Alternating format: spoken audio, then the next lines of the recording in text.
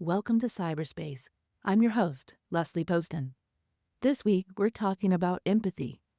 Not the vague, feel-good notion tossed around in HR manuals or Instagram quotes, but the actual psychological phenomenon. Empathy is what allows us to connect with one another, to care, to protect, to organize, and to survive. It's the foundation of moral reasoning and human cooperation, and it's under attack.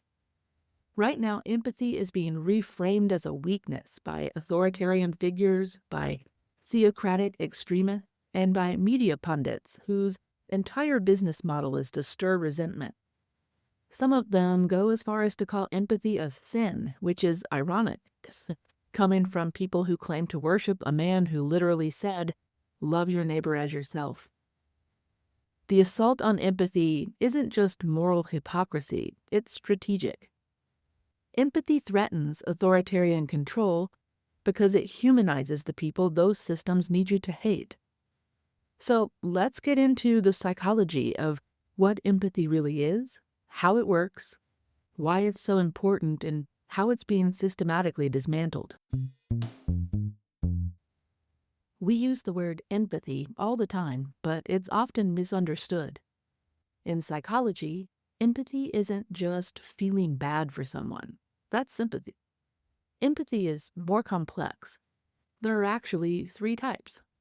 First, there's cognitive empathy, the ability to understand another person's perspective, what they might be thinking or feeling. It doesn't mean you agree with them, it just means you can see where they're coming from. Then there's emotional empathy, where you actually feel the emotions that someone else is experiencing.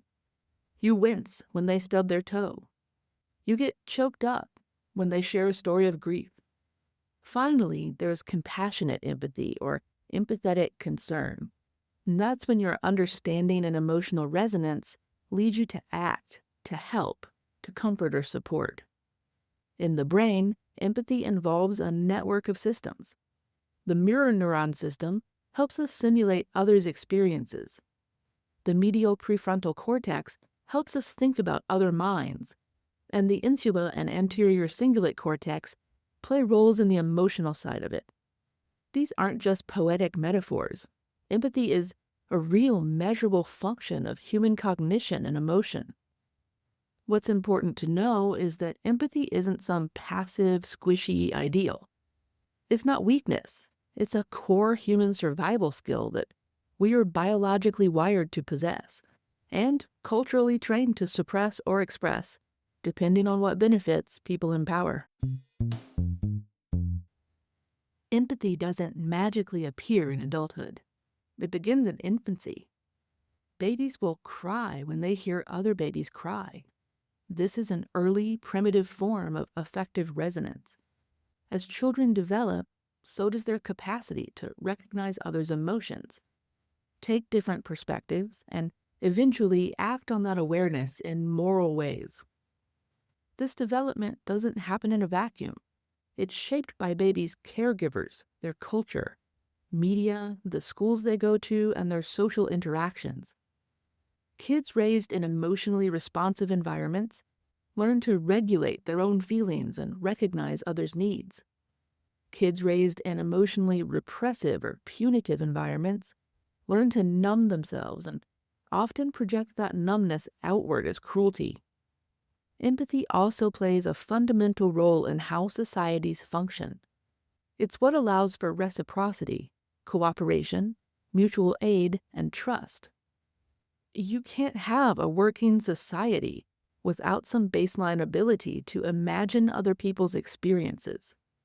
In fact, from an evolutionary perspective, empathy gave us a huge survival advantage. It let early humans cooperate, share resources, care for the sick, and protect the vulnerable. Empathy isn't some new age luxury, it's why we've made it this far as a species. And yet, because it's so essential, it's also incredibly vulnerable to manipulation. Empathy doesn't thrive in systems designed to dominate. Research into right-wing authoritarianism shows a consistent pattern. those who score high on authoritarian traits tend to score lower on measures of empathy. And that's not a coincidence. It's because authoritarian systems depend on clear in-groups and out-groups. They rely on obedience, not understanding, on loyalty and not compassion. If you can empathize with the other, quote, the scapegoat, the enemy, then the whole system breaks down. You're not supposed to see asylum seekers as people fleeing violence. You're supposed to see them as invaders. You're not supposed to see trans kids as children seeking safety. You're supposed to see them as threats. This dehumanization is required for authoritarian cruelty to be acceptable. That's why authoritarian messaging often frames empathy as dangerous. It warns against being too soft, too emotional, too influenced by feelings. This is strategic. It trains people to view human connection as a threat to order. It also creates an environment where cruelty becomes normalized and even celebrated. Think about the cheers at rallies when someone is mocked for being poor, disabled, or marginalized. That's not political strategy, it's mass emotional conditioning. What's especially insidious about this conditioning is how it exploits the cognitive biases we all share. When we're afraid, our empathy naturally narrows. Our brains prioritize survival over understanding. Authoritarians know this and deliberately stoke fear to shut down empathetic response. They create an artificial state of emergency where there's no room for nuance or compassion. The strategic erosion of empathy also manifests in language manipulation. Notice how certain terms get weaponized. Woke becomes a slur against compassion. Politically correct transforms consideration into weakness. Snowflake mocks emotional sensitivity. This linguistic framing is calculated to make empathy seem not just unnecessary, but actively harmful to social order. When language itself becomes hostile to emotional connection, people begin to self-censor their natural empathetic responses to avoid social punishment. We talked more about this last week, so go listen to that episode if you'd like more detail. This process is further reinforced by what psychologists like to call cognitive closure. That's the desire for clear, simple answers in a complex world. Empathy is messy. It requires sitting with ambiguity, having multiple perspectives, and understanding and accepting emotional discomfort. Authoritarian ideology offers the opposite: absolute certainty, black and white thinking, clear villains and heroes. For people overwhelmed by complexity, this certainty feels like relief, even if it requires shutting down their natural empathetic responses, a core part of their humanity. Nowhere is this emotional conditioning more grotesque than in the weaponization of religions and spirituality. Christian nationalism in particular has hijacked the language of moral virtue to justify acts of extreme cruelty. Their same Jesus, who said, "Blessed are the merciful," is now invoked to support policies that punish the poor, ban refugees, and criminalize compassion. This isn't accidental. It's a psychological maneuver. It shifts the moral foundation from care and harm to loyalty, authority, and purity. Jonathan Haidt's research into moral foundations theory helps explain this.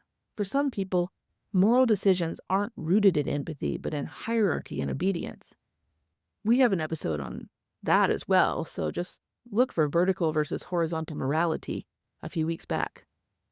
Those hierarchical systems are fertile ground for people that want to replace kindness with control. In this framework, empathy is framed not only as weakness, but as sin. Helping the wrong person becomes a betrayal. Loving the wrong neighbor becomes an act of rebellion against divine order.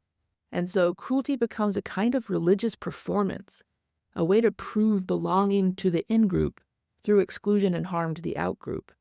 And that's not Christianity, that's Christofascism. And it's devastating people's ability to care. The theological distortion required for this shift is profound.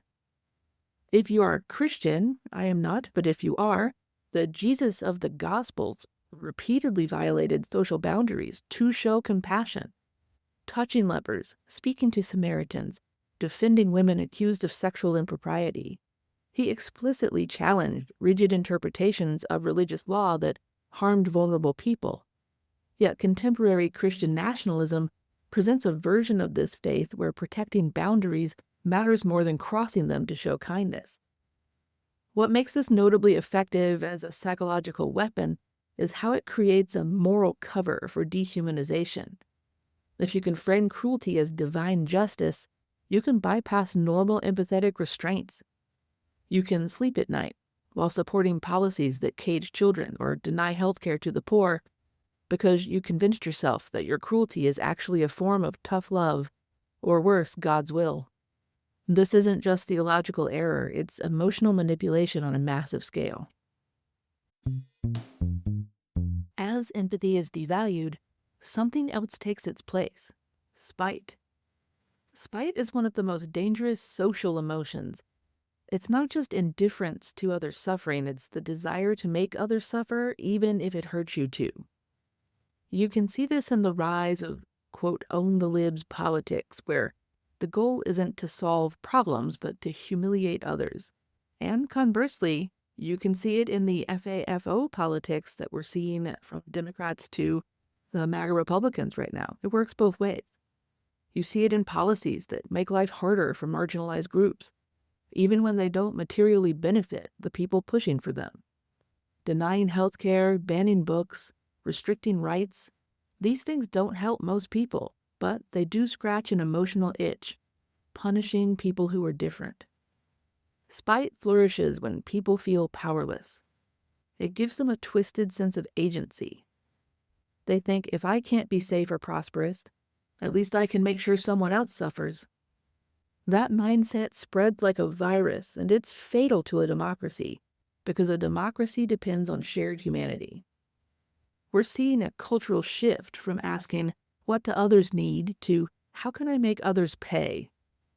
And that's not just sad, it's unsustainable. The psychology of spite has been studied extensively, and what's interesting is how easily it can be triggered. In economic games, people will often accept personal losses just to ensure others lose more. This isn't rational from a self-interest perspective, it's emotionally driven, and it's becoming a dominant force in our politics. What makes spite exceptionally dangerous is that it's self-reinforcing. Once spite becomes a cultural norm, it creates reciprocal hostility. Those targeted respond defensively, which confirms the initial negative beliefs. This makes a feedback loop of mutual antagonism that's incredibly difficult to break. Each side feels increasingly justified in their contempt. The media ecosystem worsens this dynamic by rewarding performative cruelty with attention and social currency. Online platforms amplify the most emotionally provocative content, creating incentives for ever more extreme displays of dehumanization. What begins as political disagreement morphs into existential hatred, and at that point, democracy itself becomes impossible because you can't share power with people you no longer see as fully human. Psychologists have identified a phenomenon called social dominance orientation, a personality trait measuring one's preference for hierarchy and dominance in social systems. People high on this trait are more likely to engage in spite-driven behaviors, especially when they perceive threats to existing power structures. They're not just indifferent to suffering, they actively support policies created if those policies maintain hierarchies they value. This explains why some voters consistently support policies against their economic self-interest. They're not confused about what benefits them financially. They're prioritizing status protection over material gain. The emotional satisfaction of maintaining hierarchy outweighs the practical benefits of cooperation for them. This is a dangerous trade-off that authoritarian movements exploit masterfully. The good news is that empathy isn't fixed. It can be cultivated and rebuilt. Programs like Roots of Empathy, for example, used in schools around the world, show us that even young children can develop stronger empathetic skills when they're given the tools and emotional models. Restorative justice circles in schools and in courts have also shown powerful results in creating emotional understanding across conflict lines. Narrative is another powerful tool. Neuroscientist Paul Zach's work shows us that stories, especially those with emotional arcs, stimulate oxytocin production and help people connect with others' experiences. When we consume stories with depth and vulnerability, we feel more connected to the people in them and, by extension, people in our own lives. Importantly, empathy can be modeled in everyday life. When we refuse to dehumanize others in conversation, when we interrupt cruelty instead of letting it slide, when we listen without needing to fix or to dominate, we're building social empathy circuits in the people around us. And neuroscience confirms these circuits are plastic. They can atrophy, but they can also regenerate. What's fascinating about empathy from a neuroscience perspective is that it operates on multiple levels simultaneously. At the most basic level, where mirror neurons fire when we observe others, creates a simulation of their experience in our own minds, but higher level perspective taking requires executive function, the ability to mentally step outside ourselves and imagine another's reality. So this means empathy involves both automatic, unconscious processes and conscious, deliberate ones. This dual nature is actually great news for empathy restoration. Even when unconscious empathetic responses have been suppressed through cultural conditioning, we can consciously practice perspective taking. With time, this practice rebuilds the neural pathways that make empathy feel natural again. It's similar to physical therapy after an injury. With consistent exercise, function returns. Research on prejudice reduction supports this. Meaningful contact between groups, collaborative projects with shared goals, and perspective-taking exercises all show measurable effects in reducing dehumanization. Even brief interventions can create significant shifts. For example, studies where people were asked to write about the world from another person's perspective showed immediate increases in empathetic concern and reductions in stereotyping. This suggests that while the assault on empathy is real and dangerous, it's not irreversible. Empathy can be deliberately cultivated through both individual practice and institutional design. Schools that incorporate social emotional learning show measurable improvements in students' empathetic abilities. Workplaces that reward collaborative problem solving rather than cutthroat competition show higher levels of pro-social behavior. Media that represents complex humanizing portrayals across political and cultural lines can expand our circle of moral concern. So how do we protect empathy in a world that's trying to erase it? We start small. We build microcultures of care in our families, our friend groups, our workplaces, our classrooms. Basically, we build community. We choose connection over contempt. We tell stories that reveal the full humanity of others. We resist cruelty, not only politically, but emotionally. Empathy does not mean we agree with everyone or that we excuse harm. It means we recognize the humanity in others, even when it's inconvenient. It means we're willing to be vulnerable, even when that's unfashionable. And it means we protect each other, not because we have to, but because we choose to. Empathy is not passive, it's protective. Empathy is resistance, and right now it might be one of the most radical things that you can practice. In practical terms, this means creating what we call brave spaces, environments where difficult conversations can happen with both honesty and care. It means practicing moral courage, having the willingness to speak up when others are dehumanized, even at personal cost. It means intentionally exposing ourselves to perspectives and experiences beyond our comfort zones, not to change our core values, but to expand our understanding. On a larger scale, it means supporting systems and policies that structurally enable empathy rather than sabotage it.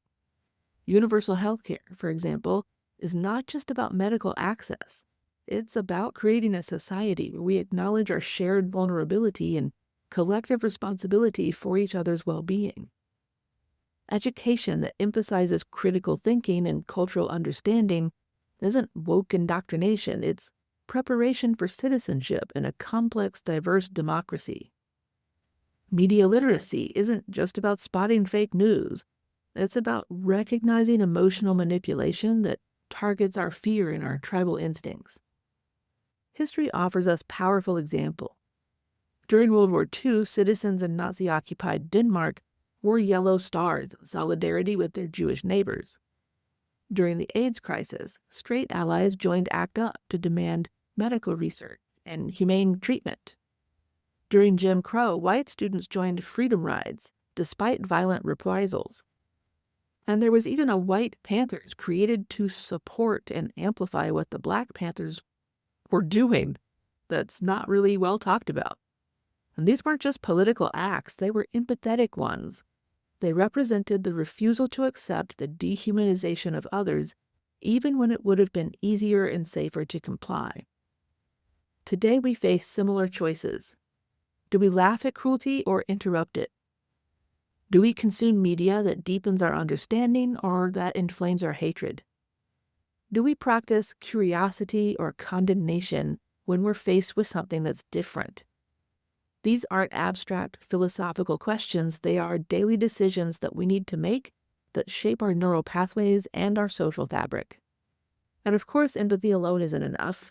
We need justice, accountability, and systemic change, but empathy is the psychological foundation that makes those larger transformations possible. And without it, even the best systems fail because they'll be implemented by people who are unable to recognize each other's humanity. Perhaps most importantly, practicing empathy in a hostile environment requires community. None of us can maintain empathetic connection in isolation. We need spaces where our own humanity is recognized and affirmed so that we can extend that recognition to others. Finding or creating those spaces might be the single most important act of resistance against authoritarian emotional control we could make. And this isn't about political partisanship. It's about protecting the psychological foundation of democratic society itself. Without empathy, there's no common good, no social contract, and no sustainable future. With empathy, we have a chance, not just to survive our current crisis, but to build something better on the other side. Thanks again for listening to Cyberspace. This is your host, Leslie Poston, signing off.